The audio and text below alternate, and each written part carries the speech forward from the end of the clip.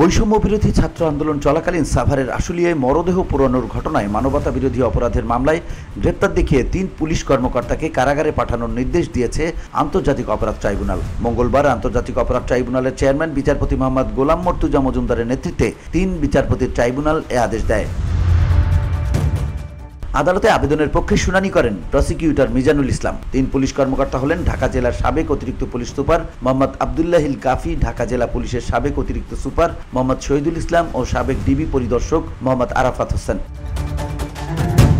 এর আগে জুলাই-আগস্টে ছাত্র আন্দোলন চলাকালীন সাভারের আশুলিয়ায় মরদেহ পোড়ানোর ঘটনায় মানবতা বিরোধী অপরাধে অভিযুক্ত ৩ পুলিশ কর্মকর্তাকে আন্তর্জাতিক অপরাধ ট্রাইব্যুনালে হাজির করা হয়।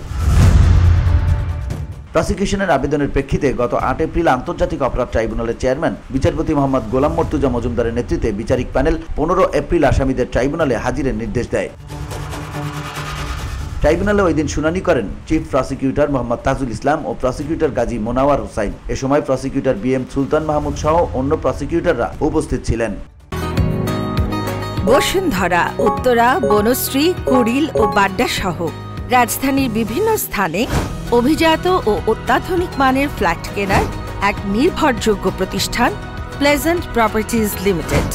তাই আপনার স্বপ্নের আবাসনের জন্য আজই যোগাযোগ করুন। Pleasant properties limited, where destiny matches eventually.